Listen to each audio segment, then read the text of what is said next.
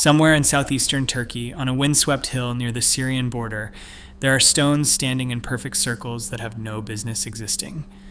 They were raised more than 12,000 years ago, before farming, before pottery, before metal tools, before writing. The people who built Göbekli Tepe were supposed to be simple hunter-gatherers, wandering bands, small groups surviving day to day, and yet they quarried limestone pillars weighing up to 10 tons, carved them with animals that seem alive in the rock, and arranged them across the hillside with geometric precision. For decades, archaeologists circled the site, pulling at its edges, searching for an explanation that would fit. The theories multiplied. The answers did not come. Then in 2025, a new excavation season uncovered something no one expected, and it forced even the experts to rewrite what they thought Göbekli Tepe was. This is what the science finally revealed. Stand on the hill the Turks call Göbekli Tepe and look out. The landscape stretches in every direction, low and dry, the kind of country that does not draw crowds or shape tourist routes. For thousands of years, locals walked past this place without a second thought. It was a hill, Potbelly Hill, if you translated the name literally. Nothing more. What lay beneath it is one of the most important archaeological discoveries ever made. The site sits in southeastern Turkey, near the Syrian border, in a region that most history books pass over quickly on their way to Mesopotamia. The stones there were raised somewhere between 10,000 to 13,000 years before the Common Era. That timeline deserves a moment of attention. Göbekli Tepe predates the Egyptian pyramids by roughly 7,000 years. It predates Stonehenge by 6,000 years. It predates the first confirmed evidence of organized farming anywhere on Earth. This is the oldest known monumental site in the world, and it was built by people who, according to every mainstream theory of human development, should not have been capable of building anything. The physical scale is hard to absorb even when you see it. T-shaped limestone pillars stand nearly 20 feet tall across the site. Some weigh as much as 10 tons. They were quarried from the surrounding bedrock, shaped by hand, transported across the hillside, and raised upright in enormous circles that look, from above, like a carefully drawn blueprint pressed into the earth. These were not rough stones left plain. Every surface was worked. Every pillar carries detailed reliefs carved into the limestone with a precision that belongs to a much later era. Snakes coil in tense spirals. Foxes prowl with narrow eyes, vultures spread their wings, scorpions poise as if ready to strike, and watching between them, carved into the stone with the same patient hand, are human-like figures, silent, ambiguous, present. Now hold the contradiction in your mind. Every one of those stones was raised by people who had not yet invented agriculture. They had no pottery, no metal tools, no wheel, no writing, no cities to feed the workforce, no central government to organize the effort. No textbook anywhere describes a society at this stage of development producing anything remotely like this. Monumental architecture, according to a century of archaeological theory, requires farming first. Farming produces surplus food. Surplus food supports specialists. Specialists build temples. That is the model. That is the order of events. Göbekli Tepe broke the model. It was already built before any of those conditions existed. And here is the detail that unsettles researchers most. Only about 10% of the site has been excavated. The rest lies under heavy layers of soil, preserved exactly as it was left, waiting. Ground-penetrating radar has mapped more structures buried across the hill than have been uncovered so far.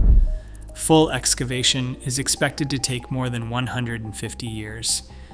Every season of digging reveals something that reshapes the understanding built the season before. What was already above ground was extraordinary enough to rewrite the story of early humans. What came out of the ground in 2025 went further than anyone was prepared for. Because for all the carvings, all the pillars, all the decades of careful work, There was one thing the mainstream theory had insisted Göbekli Tepe was not. And in 2025, a team digging along the edges of the enclosures found the evidence that changed everything. Before the 2025 discoveries, the story of Göbekli Tepe had one main author. His name was Klaus Schmidt, a German archaeologist who arrived in the region in the 1990s and looked at the hill the locals considered useless and decided to dig.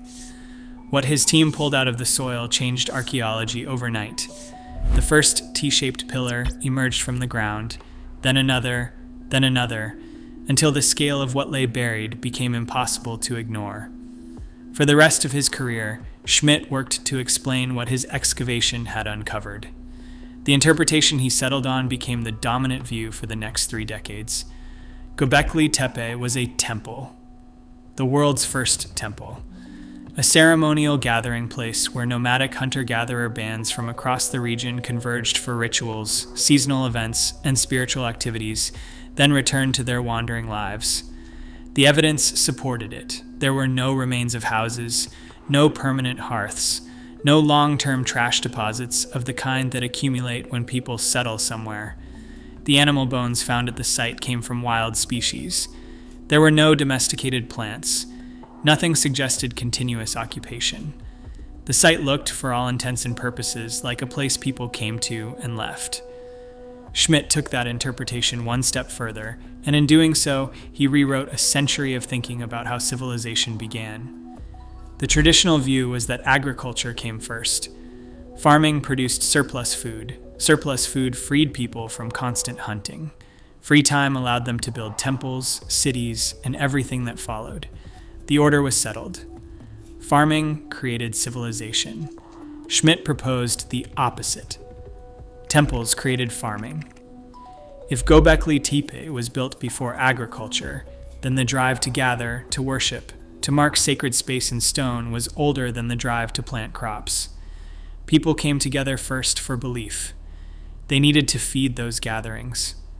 Agriculture emerged as a practical solution to a problem that ritual had created. The temples did not follow the farms. The farms followed the temples. It was a compelling reversal. It has been cited, taught, and debated ever since. But the theory always carried questions that no excavation could fully answer. How did bands of wandering foragers coordinate the quarrying of stones weighing up to 10 tons? Who led them? How did they feed each other during the months or years of construction? Who fed the leaders? How did a society with no agriculture produce the surplus required to keep dozens or hundreds of workers raising pillars for generations? And then there was the strangest question of all. Around 8,000 years before the Common Era, the entire site was buried, not abandoned, not left to erode, deliberately covered with dirt and debris until the pillars disappeared and the hill returned to looking like an ordinary hill. Someone, or many someones, made the decision to hide it, to seal it, to put it underground on purpose. Why? The mainstream theory had no clean answer. Some researchers suggested it was a ritual closing. Others proposed the site had outlived its purpose. A few wondered whether something had gone wrong, whether the builders had needed to hide what they had made from someone or something that was coming. For 30 years, these questions sat unresolved. The theory held because nothing better replaced it. Researchers kept digging. Seasons came and went. The interpretation stood mostly because no new evidence had yet emerged to challenge it. Then the 2025 excavation season began, and within weeks, the team working along the edges of the enclosures found something that changed the conversation entirely. The 2025 excavation season began like every season before it. The team returned to the site, set up their grids, opened new trenches along the outer edges of the known enclosures, and began working their way down through the soil. The expectation was routine. More carvings, perhaps. Another pillar or two. The kind of incremental progress that marks patient archaeology. What they found instead forced the entire interpretation of Göbekli Tepe to be rewritten. The first sign was the hearths, not faint smudges of ash. Well-defined fire pits, blackened deep into the surrounding stone, carrying the unmistakable pattern of repeated use over long periods. These were not the traces of a single ceremonial fire. These were the marks of people returning to the same spots again and again, cooking, warming themselves, living. Then came the storage pits, dug with purpose and depth, shaped to hold food across seasons, the kind of infrastructure that nomadic bands, by definition, do not build. Then the foundation trenches, marking the outlines of planned structures that had once stood where nothing now remained. And broad, smooth working surfaces, flat and worn, the kind that form only where people stand in the same place to do the same work for a long time. The implication was immediate and staggering. People had not simply visited Göbekli Tepe, people had lived there. The supporting evidence came quickly. Stone blades, scrapers, grinding stones, recovered in quantities that did not match a ceremonial camp. Remains of wheat grasses and legumes, gazelle bones, bird feathers, all concentrated in ways that pointed to food preparation on a scale consistent with extended stays, possibly year-round occupation. The grinding stones in particular changed everything. Grinding stones are heavy. They are specialized. They require the kind of sustained domestic life that justifies their weight and their making. You do not carry a grinding stone from camp to camp. You leave it where you live. While the team processed what they had found, ground-penetrating radar was sweeping the rest of the hill. The results came back, and the site grew larger in everyone's imagination overnight. At least 15 more enclosures buried beneath the surface, many of them untouched, some possibly older than the ones already excavated. Estimates pushed back the origin of the site potentially to 15,000 years ago. Over 200 new standing stones identified across the broader landscape, shaped and positioned with the same deliberate care as the originals. This was not a temple that nomads visited. This was a landscape, a built environment, potentially one of the earliest known permanent or semi-permanent human communities on Earth. The stakes of that claim are hard to overstate. The accepted timeline of civilization begins with farming. People settled because they could feed themselves from crops. Villages followed. Cities followed villages. Temples followed cities. Every step in the standard model required the one before it. Göbekli Tepe reversed the sequence. People settled first. They built monuments first. They formed communities first. And agriculture came afterward, not as the trigger for settlement, but as its consequence, as the solution to a problem that communal life had already created. They stayed. Then they planted. Not the other way around. The implications ripple outward from there into every assumption about how human societies began. But the living spaces and the grinding stones were only half the story. The other half had been sitting above ground the entire time, carved into the pillars, staring out at every archaeologist who ever walked past them. And once you know how to read those carvings, they say something even stranger than the soil did. Look at the carvings long enough, and they stop looking like decoration. The reliefs covering the pillars of Göbekli Tepe are not random. They are organized. Different enclosures emphasize different animals. In one area, snakes dominate the stone, coiling across pillar after pillar. In another, foxes take over. In a third, vultures. The pattern is too consistent to be accidental.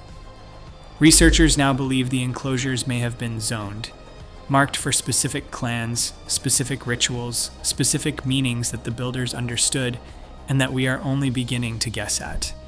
This is not the work of people making art to pass the time. This is the work of people encoding something. The most studied example is known as Pillar 43. It has a name of its own, the vulture stone. The carvings on its surface show vultures hovering above headless human figures, a scorpion placed carefully below, and a cluster of abstract symbols arranged with the kind of intention that separates composition from chaos. Interpretations vary. Some researchers see a death ritual. Others see a spiritual journey, the soul carried upward by the birds. A few have proposed that the arrangement records an astronomical event. None of them agree on the details. All of them agree on one thing. This is storytelling in stone. Thousands of years before writing was invented anywhere on Earth, around the animal figures other marks appear. H-shapes, crescents, forms that look like belts or loincloths carved across the narrow faces of the T-shaped pillars themselves. And that last detail changes how the pillars are read. The T-shape may not be a pillar at all. It may be a stylized human figure, arms folded across the belt, standing upright across the enclosure, watching. If that interpretation is correct, the builders of Göbekli Tepe did not just carve images onto stones, they carved stones into images. The entire enclosure becomes a gathering of giant, silent figures arranged in a circle with the animals moving between them. The craftsmanship reinforces the seriousness of the intention. The cuts are deep and precise. The compositions are balanced. The use of negative space is deliberate. These were not people learning to carve. These were people who had already learned, who planned their work, who revised, who repeated specific motifs across different pillars in different enclosures, the way a modern artist signs a body of work. Which means the people who built this site had something the textbooks said they could not have had: a shared symbolic system, a visual vocabulary consistent enough across pillars, across enclosures, across generations, to function as communication. Not just belief, encoded belief. A culture that had figured out how to make meaning outlast the people who made it. That is the foundation of everything civilization would eventually become, and it was already present, fully formed, in the hands that shaped these stones 12,000 years ago. There is no writing here. There is no alphabet. There is no scribal tradition. And yet the pillars carry information across millennia with a clarity that writing itself would take another 7,000 years to match. Which raises a question that the 2025 findings have made impossible to avoid. If these people were this organized, this coordinated, this capable of abstract thought, this fluent in a symbolic language they had already developed before anyone thought they could, then what else have we been wrong about? And how far back does the real story go? The answer begins to emerge when you step back from the stones and look at the timeline they break. For a century, the story of how civilization began was told in a single straight line.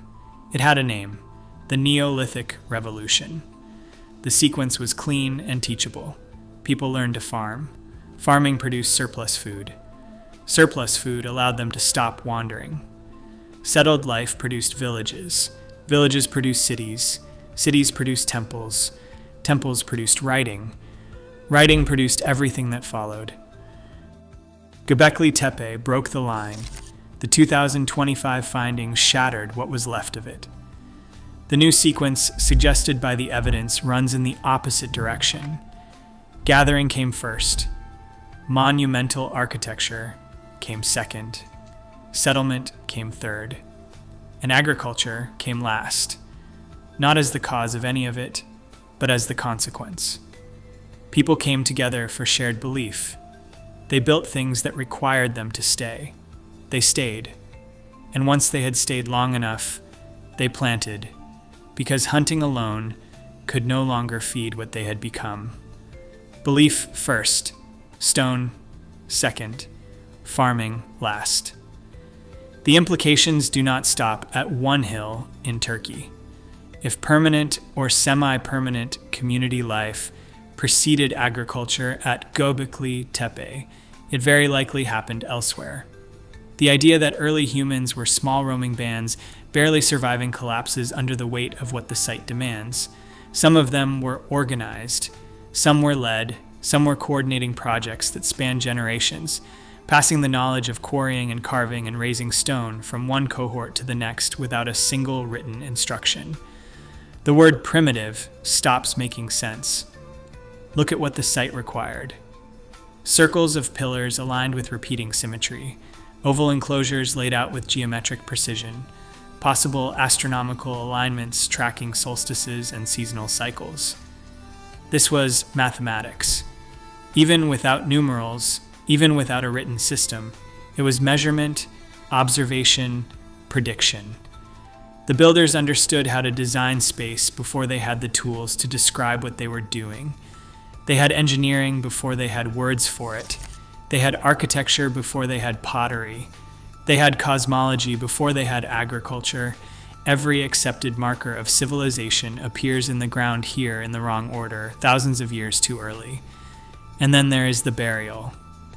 The question that has haunted the site since Klaus Schmidt first proposed an answer to it. Around 8,000 years before the Common Era, the people who used Göbekli Tepe buried it deliberately.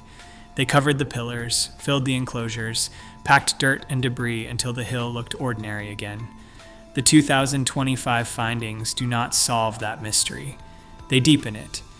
Because if this was not a ceremonial site that nomads abandoned, but a living community with monuments built across generations, then the burial becomes something else entirely.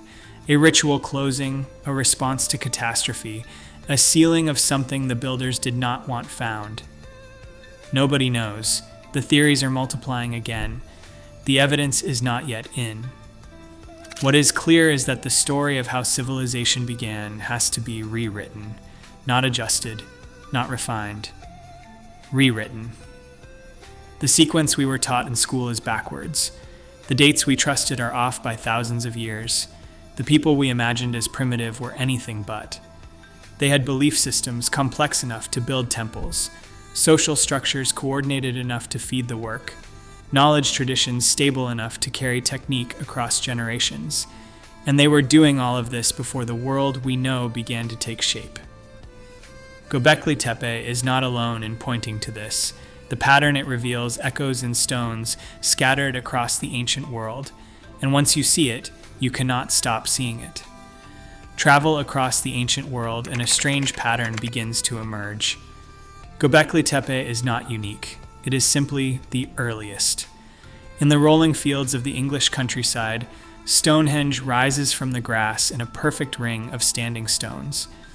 It dates to roughly 3,000 years before the Common Era, 6,000 years younger than the pillars in Turkey. And yet the design principles are eerily familiar. Circular geometry, apparent astronomical alignment, massive stones raised in a pattern that served no practical purpose, only a shared one. The same impulse that shaped Göbekli Tepe was still shaping human hands 6 millennia later. On the small Mediterranean island of Malta, the limestone temples of Gantija stand among the oldest freestanding structures in the world. Built around 3,600 BCE, they required coordinated labor and engineering skill well before metal tools had become widespread. Their builders planned carefully. They carved symbolically. They arranged space for ritual, the same vocabulary of early civilization spoken in a different accent. Further north, on the island of Minorca, stand the talayots, T-shaped stone monuments rising in horseshoe-shaped courtyards dating to roughly 1000 BCE. 10,000 years separate them from the T-shaped pillars of Göbekli Tepe, and yet the form survived. The idea survived. The instinct to raise a T-shape in a circular or horseshoe arrangement and gather around it persisted across a gap of time longer than all of recorded history. Across an entire ocean on Easter Island, the Moai statues tell the same story in another language. Built by the Rapa Nui people between 1200 and 1500 years after the Common Era, they required immense planning and skilled labor to carve and move. They were not decoration. They were identity, community, memory, shaped into stone and placed where everyone could see them. No contact between any of these cultures. No trade routes connecting Turkey to Malta, to Minorca, to the South Pacific. No shared language, no shared religion, and still the same instinct. Circles of stone. Symbolic, monumental carving. Coordinated labor spent on things that had no immediate practical value, only meaning. Something in humans wants to mark space with stone. Something wants to build the thing that outlasts the builder. Göbekli Tepe's place in that pattern is not that it invented the instinct. The pattern is too widespread and too independent to have come from a single source. Göbekli Tepe is simply the earliest surviving evidence of it we have found so far. the first voice in a conversation that humans have been having with stone for at least 12,000 years. And that raises the question the 2025 excavation cannot yet answer. If the instinct was already fully formed when Göbekli Tepe was built, then it did not begin at Göbekli Tepe. Something older came before it. Something that has not yet been found. Or something that was found and not recognized. Or something that was buried, like the pillars themselves, and is still waiting beneath soil somewhere in a landscape no archaeologist has yet chosen to dig. The site is not the beginning. It is the earliest chapter we happen to have recovered. The 2025 findings answered one question and opened 10 more. They confirmed that people lived there. They suggested the site is older than anyone thought. They pointed to structures still buried that may reshape the story again, and they left us with something harder than a scientific puzzle. They left us with a silence that stretches back further than we are prepared to imagine. 12,000 years is almost impossible to hold in the mind. Empires that felt permanent dissolved within centuries. Languages that once covered continents are known today only to specialists. And yet on a hill in southeastern Turkey, something endured.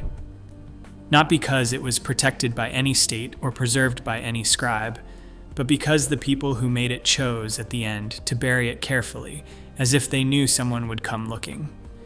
The 2025 findings did not demystify Göbekli Tepe. They made it more astonishing. Because now we know the people who built it were not primitive hunter-gatherers stumbling into greatness. They were organized, creative, spiritual, capable. And they were doing all of this before the world we know began. The question is no longer what Göbekli Tepe was. The question is how much older our story really goes.